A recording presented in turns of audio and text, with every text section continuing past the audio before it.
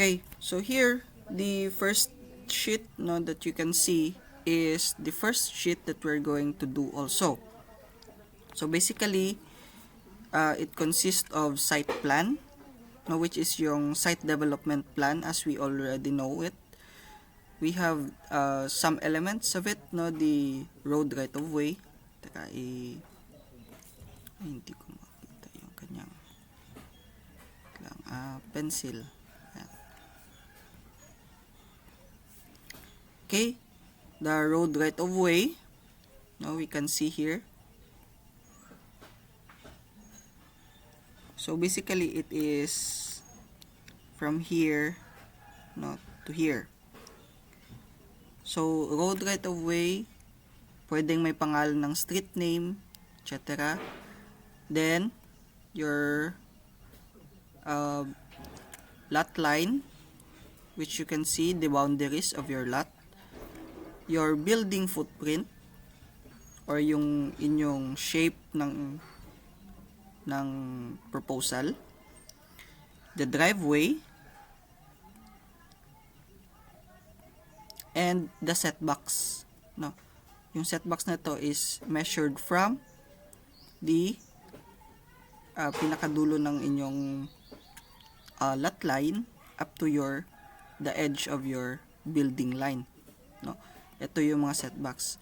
Yung setbacks natin, meron niyang mga guide, which is makikita natin yan dun sa Rule 7 and 8. Are you all familiar with Rule 7 and 8?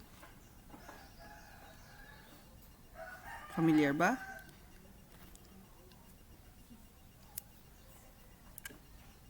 Hello? Guys, are you there? Familiar? It's Rule 7 and 8? Hindi. Okay.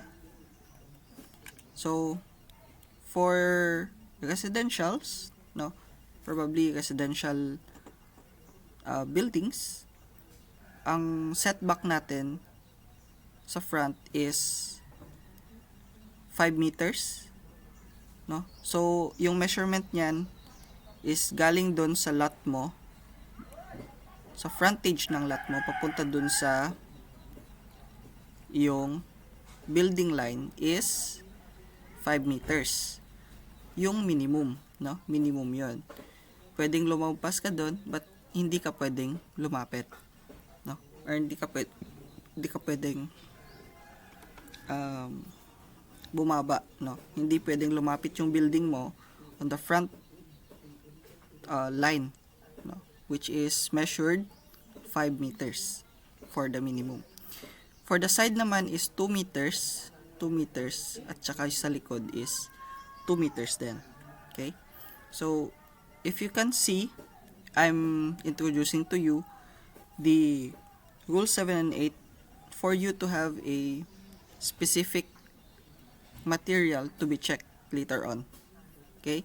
So you can see, this is the part of the first page of, naalala nyo yung pinapagawa ko kayo ng title block. So sa title block, yung first page nun is ito yung laman nun, site development plan, site location map, or yung tinatawag nating vicinity map. Pwedeng makita natin dyan yung mga establishments within 1 kilometer radius from your site, from your proposed site. Then we have the perspective plan, perspective view, I mean. Here we can see the perspective of your building. Si schedules, pwede natin yan ilipat dun sa other sheets, So that is your sheet number 1. Okay. So here we have some basic information how to do an elevation, So this is the front elevation, right side elevation. The other side will be left side elevation, and on the back side will be your rear elevation. Okay? So bibigyan ko kayo ng example nito, how to do this, kasi hindi nyo naman, wala kayong nakitang example ng complete set of plans, Isometric drawing has this kind of view, which basically have 30 degrees angle on both sides. From there, you will create the view, no, from the corner of your proposal. And the one that is already here in the bottom part is the perspective drawing. Si perspective drawing have different kinds of approaches. Pwedeng one point perspective, so it means isa lang yung kanyang vanishing point. Si 2-point perspective, as you can see, this is the example of 2-point perspective, has 2 vanishing points, no? So si horizon line ay magdidikta kung nasan yung pinaka center or yung the meeting of 2 vanishing point, which basically tells where is the eye level, no, of your view, no? As you can see, the eye level is somewhere here, no? Ito yung tinatawag nating man's eye view. Okay? Man's eye view kasi nga galing siya dun sa basic height, no, ng isang human, no, which is your man's height, no? Man's height, kumbaga. Then pag masyadong mataas naman yung view natin, which is probably as you imagine it, makikita natin yung mostly is yung mga roofing or yung mga design ng mga bubong. Yung tawag naman doon is aerial view, no? Aerial kasi nga nasa taas yung view mo, no? Isang example nun is itong isometric, no? Isa yung aerial view. At yung isa, yung pinakamababa, which is the worm's eye view. From the name itself, no, na worm's eye view is yung nakikita natin is mostly on the ground level, no? Kumbaga mas mababa pa dito sa ating man's eye view. So yung makikita mo dyan is usually yung below, no? Usually below details, no, of your perspective. Alright, so applying scale on your drawing. So si scale have different kinds of measurement, no? Merong 1:50, 1:100, 1:200. So for this instance, gagamit tayo ng 1:100, no? Si 1:100, wala tayong naka-English system to. Okay, tingnan nyo na lang dyan sa ruler ninyo yung 1 cm, no? Yung 1 cm is equals to 1 meter sa ating equivalent ng 1:100. Pag ginawa natin yung 1:50, yung 1 cm mo ay magiging 0.5 na lang yan. So it means it will give you a bigger scale, no? It will give you a bigger scale of your drawing. So pag ginawa mo siyang 2 centimeters, pag nasa 1:50 ka, it will give you 1 meter. Nakukuha? Okay, sa 1:100, ang 1 centimeter natin is equivalent to 1 meter in our drawing. Pag ginawa natin siyang 1:50, yung 1 centimeter mo is 0.50 meters na lang, kalahati, no? So pag dinoble mo siya dun sa iyong scale, which is 1:50 is equals to 2 centimeters, yung 1 meter. Okay? Pag ginawa natin siyang 1:200, yung 1 centimeter mo will be 2 meters. So it means liliit yung drawing. Okay? Habang lumalaki yung scale mo, 1:200, 1:300, 500, 1,000, liliit ng liliit yung drawing. No? It will be much more smaller if the scale is going higher.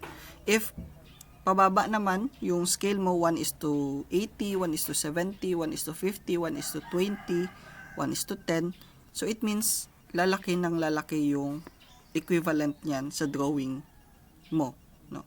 So, ginagamit natin yung mga 1:20 sa mga detailing, no, sa mga details ng connection para makita natin paano siya i-connect. Makita natin yung mga detailed drawings. By the way, I will give you some example of that. I will just explain it to you later on. Okay? So, it's very important that working drawing is accurate. Why is it? Because working drawings is used for estimating and take-offs, kung saan magsi-start at saan magtatapos, no? Estimating and take-offs. Permitting, ginagamit natin ang mga drawings natin for permitting purposes like building permits, electrical permits, plumbing permits, etc. Permanent record, no? Permanent record siya in the sense of meron siyang merong copy, no? Si owner, si building official, and si architect, no? And also the construction team, no? For the record of construction and design. Legal records. It's because pirmado siya ng mga professionals as well as you as the architect of the project. It is a legal record, no? So pwedeng pagbasihan 'yan if may mga technicalities sa kaso na dapat tignan sa floor plan. Okay? So it should be correct and accurate, no, yung mga design natin. Okay, naka-inches, naka-feet kasi to eh. Naka-inches. Okay, elevation view, ano ba to?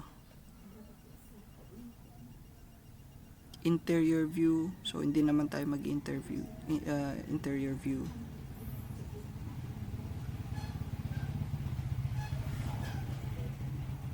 Okay. So mag-start tayo dito sa floor plan.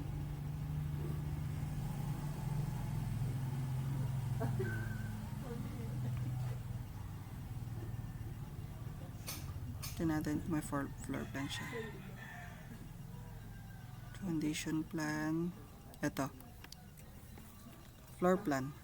First floor plan. So, as you can see, we have an example here, no, of a floor plan. Anyway, mag-i-sketch kayo mamaya ng inyong floor plan and you will try to have two exercise, no? A one-story residential building so that you can also exercise the other parts of the complete set of drawings.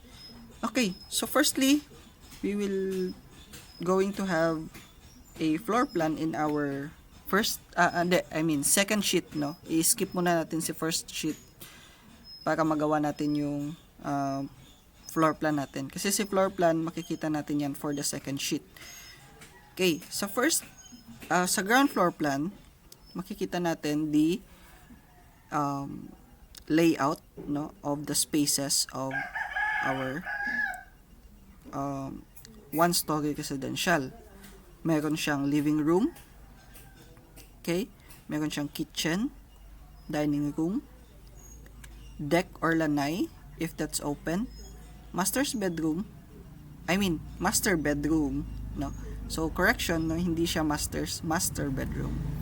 Bedroom 2, bedroom 3, a CR, no. Laundry pala, toilet and bath.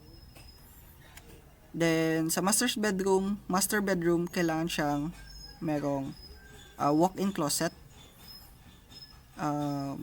master CR, no, for the master bedroom, porch, garage, ano pa, common CR. Okay, common CR ito for the guest also. Yeah, so that's the I will give specific instruction later sa Newvle what are the included in the floor plan.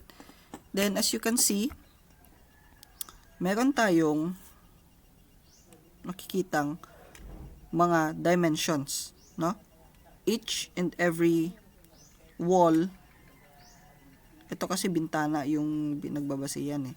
Pero it should be wall to wall, no? Like for example, this one. This wall up to this wall. Up to this wall. Meron yang naka-indicate na dimension. From this wall up to this stair. Meron din yan. Ito yung pinakadulo niya. Okay. Then ito.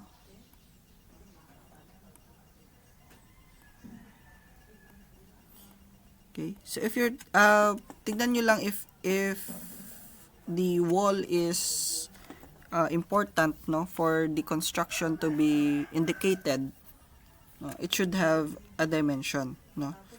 So lalagay nyo dito yung dimension niya. Siguro may 3. This is 2.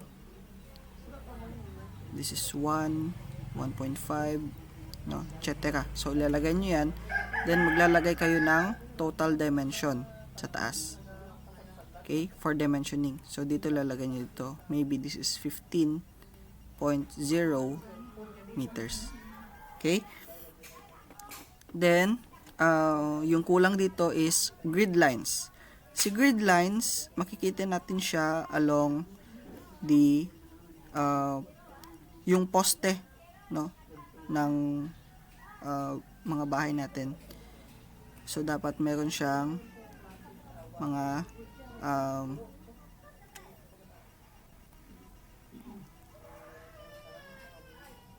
meron siyang columnation. Lagyan natin siya ng columnation. Okay?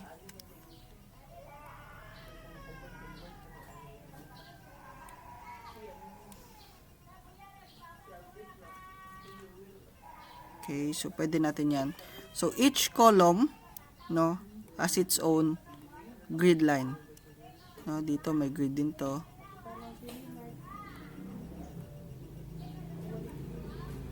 Okay. And yung vertical natin, pwede natin siyang lagyan ng grid A, no? Then grid B, grid C, D, and E. So, pwede yan mag-add, like for example, merong wall dito, no? So, mag-add ka na naman ng isa pang grid line, no? So, yung mangyayari dyan is ito na A, B, C. Ito na yung D mo. At ito na yung E. And this is one will be F. No? So, ano lang yan, parang i-update nyo lang siya. No? Sabay, gamit pa naman kayo ng pencil. Okay? Yung mangyayari naman on the horizontal grid lines, same lang din, no, parang ganyan, and this is will be 1, 2, 3, 4, 5, etc. No? So isa yan sa mga elements, no, na dapat makita natin. Then, may nakikita kayong parang ganito. So, it means, yan ay section, no?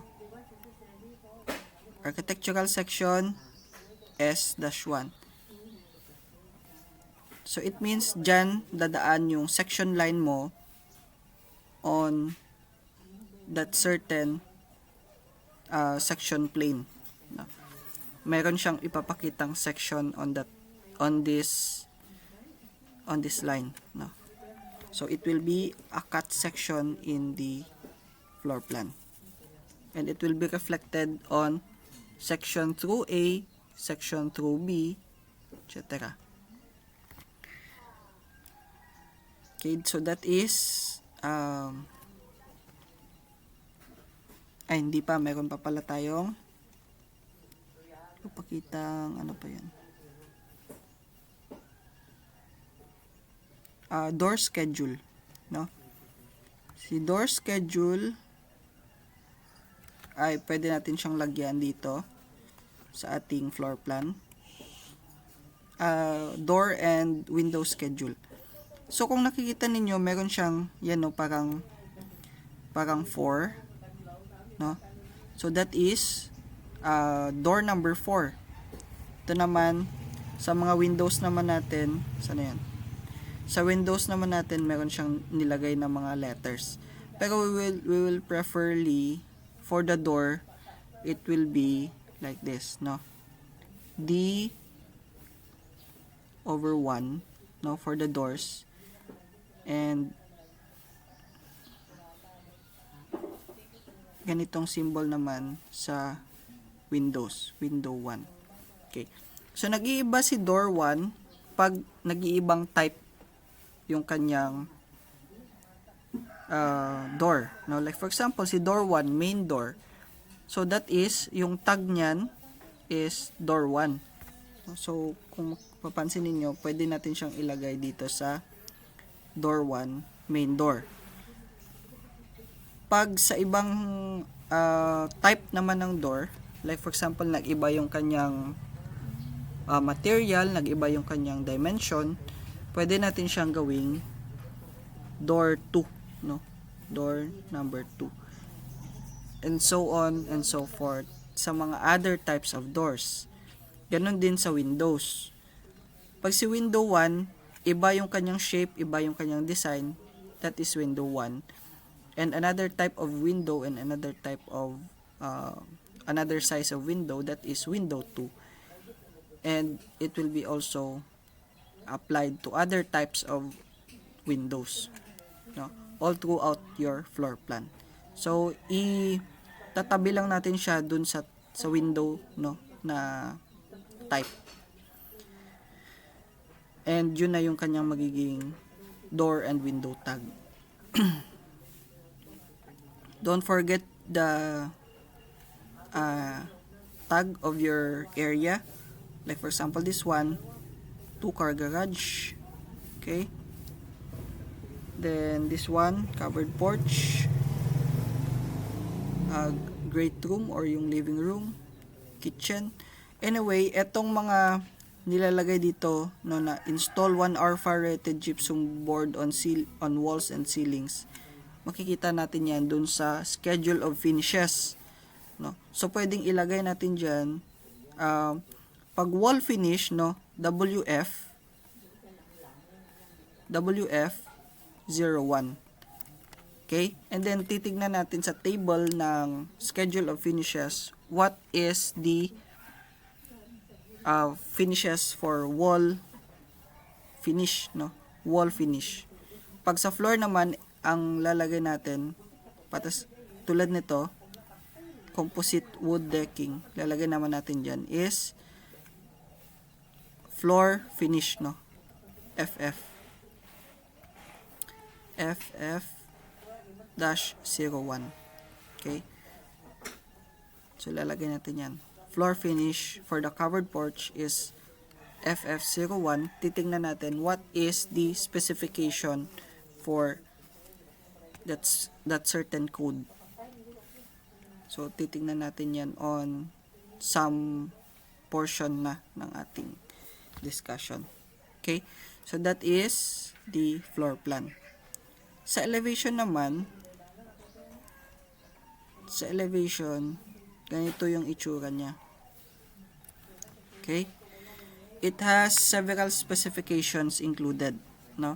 So firstly, kailangan gawin mo yung NGL, no? So elevation grade. Pag ito kasi yung top, ang elevation grade nito siguro mas mataas to sa elevation ng road right of way. So meron siyang nakaangat. Yun nga, nakaangat siya kasi meron siyang stair. Okay. So this will be your NGL or National Ground Line. Then yung pinakataas nun will be your FFL.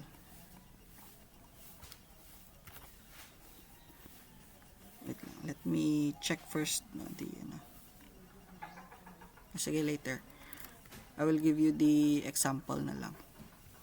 Then meron siyang mga specifications, like pag meron kang solar panel, there's a solar panel indication here.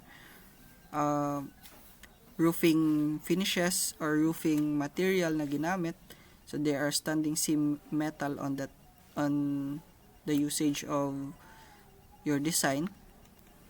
Awning windows, so naka-indicate yan what are the material you have been using for that. Ridge vent, tubular daylight, if meron kang ganyang design. So depende sa iyo because you'll be the designer of your own structure. Specifications with other portions and detailing. Yan, itong detailing na to, pwede kasi ito meron siyang scale, scale 1:20, 1:10, etc. Pero for this time, kahit wala na muna, proper elevation lang muna tayo. And yung nakalimutan dito is yung pinaka dimension, yung pinaka dimension ng mga primary portions of your structure. So yan yung pinaka niya. And then meron din siyang total height, for the elevation, total height. So lalagyan mo yan ng mga kung ilan yung naging elevation niya at ilan yung total elevation. So yun yung elements ng elevation. So tatlo yan, pwedeng apat pala. So south, or yung rear, depende kung nasan kasi nakaharap yung floor plan mo. Pero pag usually pag nasa harapan na portion, yung mga nasa front door or yung sa mga main door, yun yung kanyang front elevation, Pag nasa likod na portion naman, that is rear. Sa right side naman is right elevation. Sa left portion ng floor plan, that is your east or yung right side and left side elevation. Okay?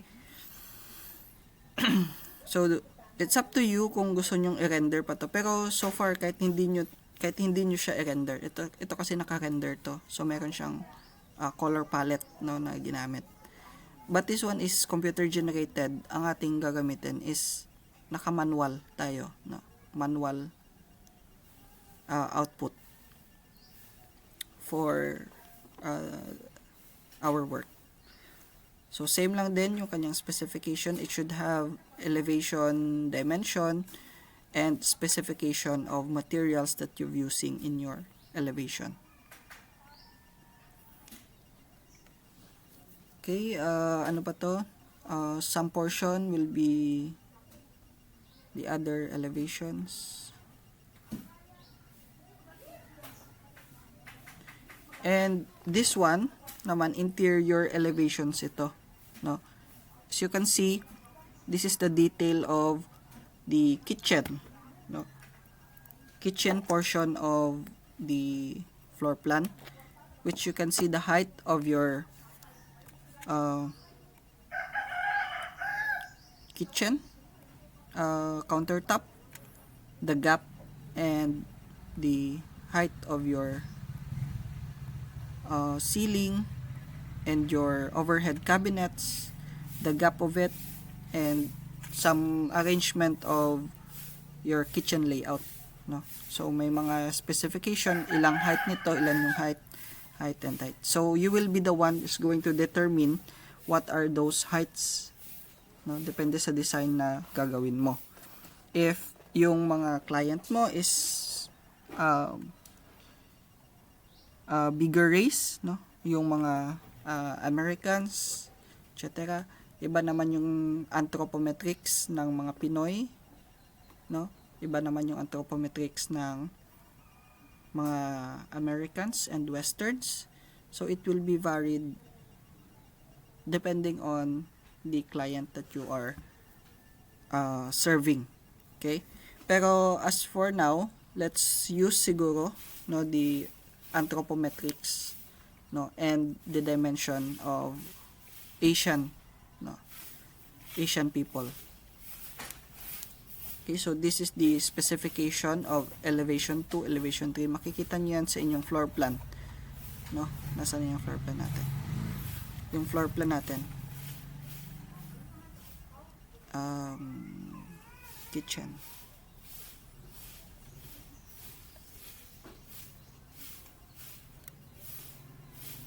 Elevation 2.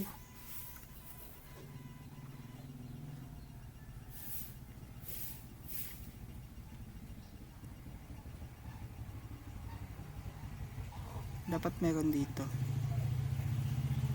Okay, anyway, kahit pakita lang muna natin yung pinaka ano niya, yung pinaka section niya. Ano to tawag dito is bay section, no? Bay section.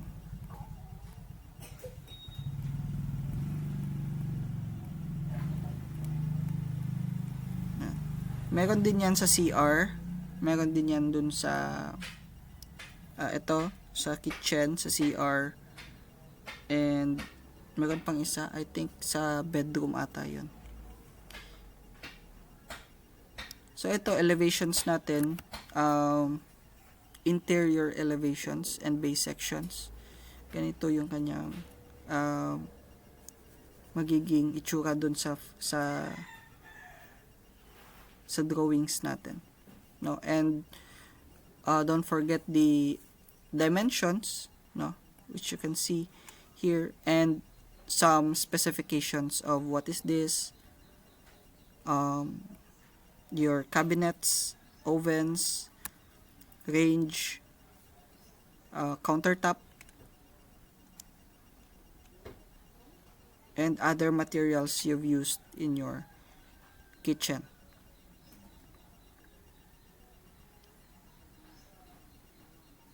Isometric.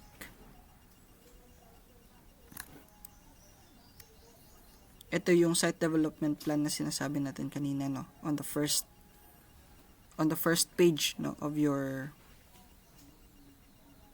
sheets. Maganda sana kung meron kayong complete set, no, para siya, makita natin talaga yung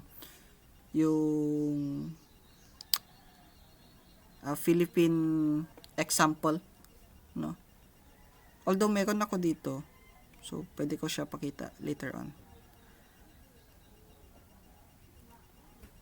Okay, may mga clearances on the CR fixtures na meron siyang mga dimensions na pinapakita. This is the blow up plans.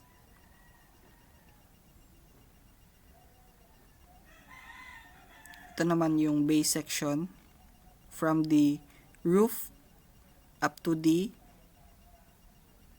foundation. Base section. Kumbaga cut section siya mula sa taas papuntang baba. This is the specifications and other connection details, no? Connection details number 1, connection details number 2, connection details number 3.